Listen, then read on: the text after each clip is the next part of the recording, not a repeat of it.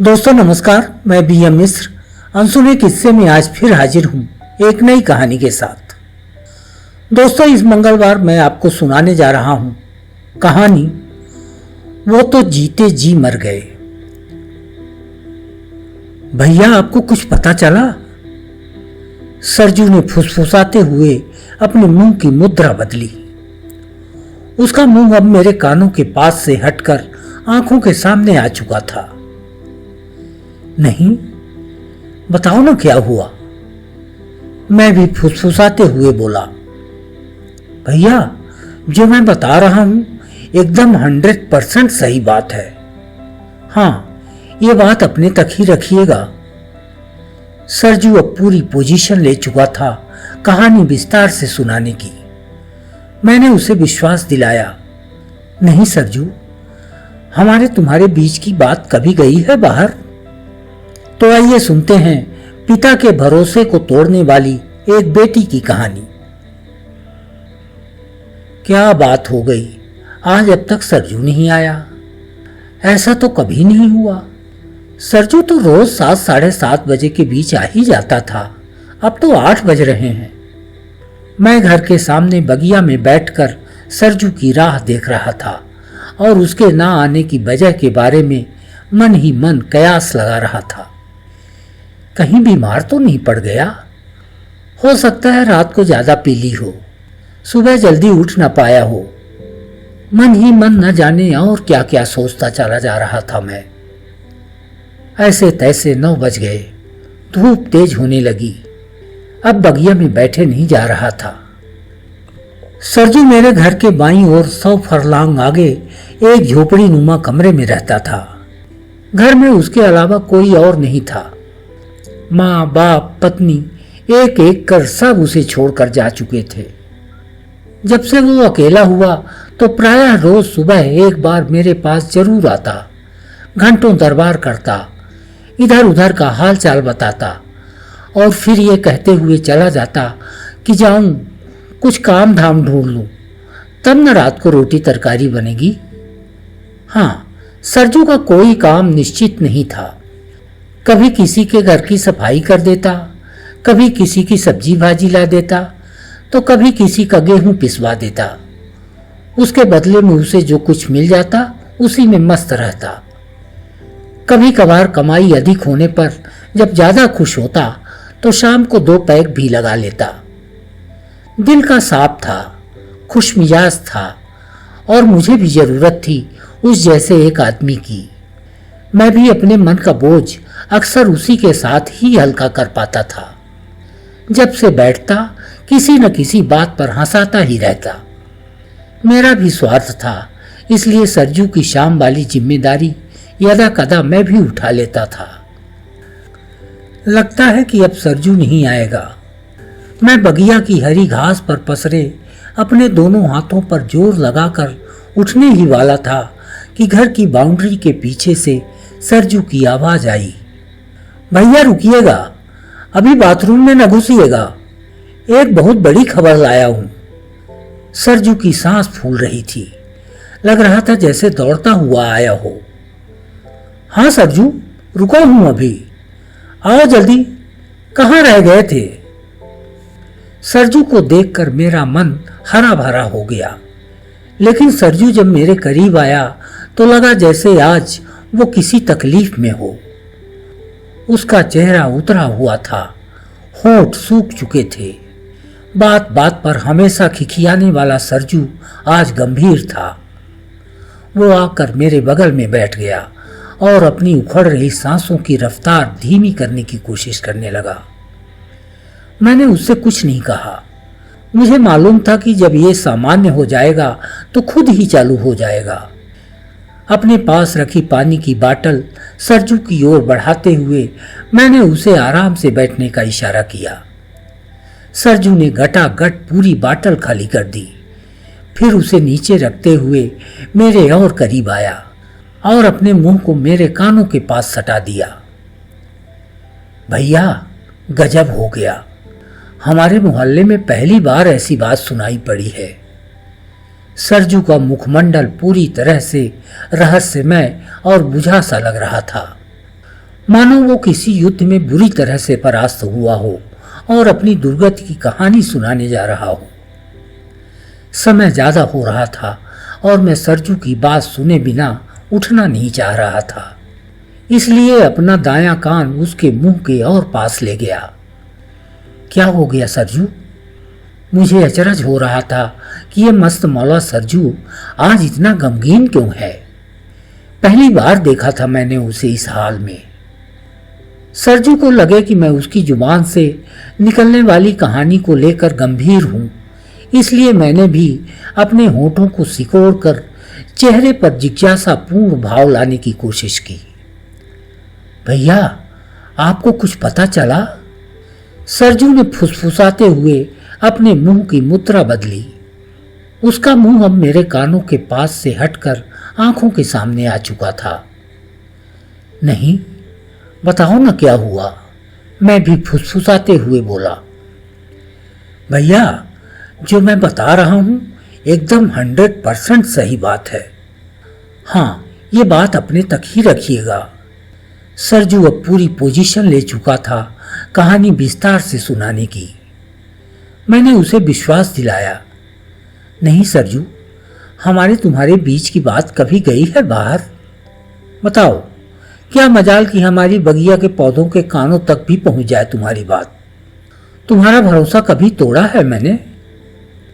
तो सुनो भैया, खबर है कि कल रात लवकेश भैया की बिटिया काजल कहीं भाग गई।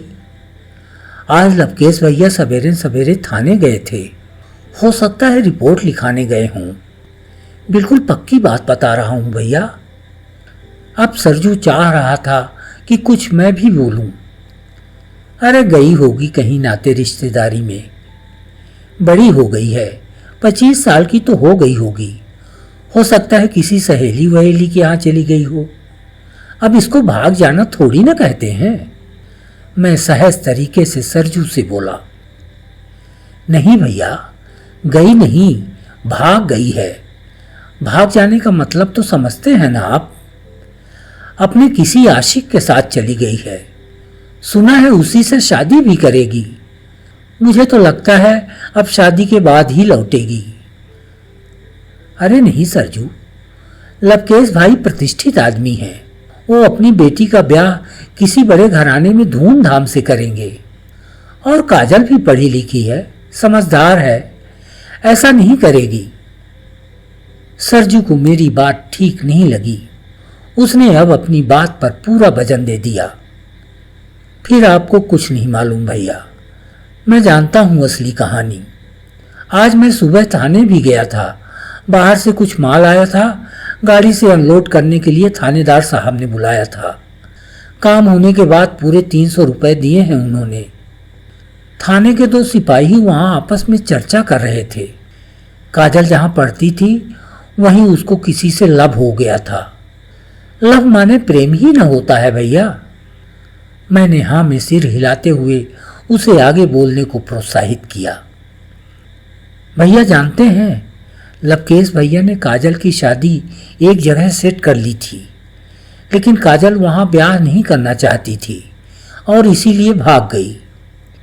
पुलिस वाले कह रहे थे अपने आशिक के साथ घूम रही होगी, जब मन भर जाएगा तो लौट आएगी। ये बात पुलिस वाले आपस में कर रहे थे भैया। उस समय वहां कोई नहीं था। मैंने उनकी ओर पीठ कर रखी थी और सब सुन रहा था। भगवान जाने सरजू, तुम कह तो जरूर रहे हो, लेकिन मुझे विश्वास नहीं हो रहा है। न जाने क्यों आज पहली बार मुझे ऐसा लग रहा है जैसे तुम झूठी खबर बता रहे हो।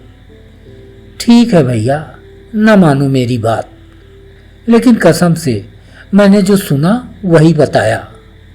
रोज 2 रोज में सब पता चल जाएगा। सरजू उंगलियों से अपने गले को छूते हुए बोला। ठीक है सरजू, अब जाओ, मुझे देर हो रही है। ये कहकर मैं बगिया से उठा और घर की ओर चल पड़ा। पीछे पीछे आ रहा सरजू बड़बड़ा रहा था। भगवान जाने कैसा जमाना आ गया है। क्या हो गया है इन लड़कियों को? लवकेश भैया ने तो काजल के लिए सब कुछ किया, पढ़ाया लिखाया, अच्छा पहनाया, राजकुमारी की तरह रखा उसे। उसके भाग जाने की बात यदि सही होगी तो लवकेश भैया तो जीते जी मर जाएंगे। सरजू बड़बड़ाता हुआ ओझल हो गया। मैं घर पहुंचकर नहाने चला गया, लेकिन चाह कर भी सरजू के वो शब्द अपने दिमाग से नहीं उतार पा रहा था। भैया, काजल भाग गई घर से। दरअसल एक जवान लड़की का घर से भाग जाना हमारे समाज के लिए ऐसा कलंक है जो कम से कम एक जन्म में तो नहीं मिटाया जा सकता। यदि यही बात दूसरे ढंग से कही जाए तो समाज की मर्यादाएं जीवित बची रह सकती हैं। जैसे सरजू यदि ये कहता कि लवकेश ने काजल के लिए जो लड़का ढूंढा था वो उसे पसंद नहीं आया, काजल उससे भी ज्यादा पढ़े लिखे, योग्य और अपने पसंद के लड़के से शादी करना चाहती थी। ये बात कहने और सुनने में ठीक लगती है और हर लड़की को हक है अपनी पसंद के लड़के से शादी करने का, लेकिन भाग जाना शब्द तो सीधे सिर पर हथौड़े की तरह लगता है, खास तौर से उस बाप के लिए जिसके अरमानों को पल भर में उसकी औलाद ने ही रौंद दिया हो। लवकेश, काजल और सरजू, ये सब सोचते सोचते मेरा पूरा दिन व्यतीत हो गया। आधी अधूरी नींद के साथ रात भी गुजर गई। सुबह गेट के पास जब हाकर के साइकिल की खटर पटर हुई तो मैं दौड़ते हुए पहुंचा। मैं अखबार को फुर्ती के साथ यूं लपका जैसे आज का ये अखबार बहुत कीमती हो। मैंने पन्ने पलटने शुरू किए, लेकिन अंतिम पन्ने तक मुझे काजल के संबंध में कोई खबर नहीं मिली। मुझे यकीन हो गया कि सरजू ने जो खबर बताई थी वो झूठी थी, अन्यथा यह कभी नहीं होता कि कोई घटना यदि पुलिस तक पहुंच जाए और वो अखबार में न छपे, क्योंकि अखबार और पुलिस वालों की कुंडली तो बरसों से मिलती आई है। मैं अखबार के पन्नों को समेटकर कुर्सी पर बैठ गया। अब मेरे सामने अखबार का पहला पन्ना था, जिसमें अधिकांशतः राष्ट्रीय और अंतर्राष्ट्रीय स्तर की खबरें छपती हैं। मैंने सोचा ही नहीं था कि काजल के भागने की खबर को पहले पन्ने में जगह मिलेगी। पन्ने पर ऊपर मोटी हेडलाइन में पहली खबर थी, उत्तरकाशी में बाढ़ की तबाही के बीच एक बेटी ने पेश की बहादुरी की मिसाल, तेज धार में बह रहे वृद्ध पिता का जीवन बचाया। इसी के नीचे पन्ने के बीचों बीच एक खबर और थी, पिता ने तय किया ब्याह, लड़का पसंद नहीं आया तो घर से भाग गई बेटी। इस खबर को जब पूरा पढ़ा तो ये काजल की ही थी। खबर जब पूरी पढ़ चुका तो लगा कि ठीक कह रहा था सरजू, लवकेश भैया तो जीते जी मर गए। मित्रों, आपको ये कहानी कैसी लगी कमेंट बॉक्स में हमें जरूर बताएं। कहानी यदि अच्छी लगी हो तो लाइक व शेयर करना न भूलें। और हाँ, यदि आपने अब तक हमारे चैनल को सब्सक्राइब नहीं किया है तो कृपया कर लें। अगले मंगलवार हम फिर मिलेंगे एक नई कहानी के साथ। धन्यवाद।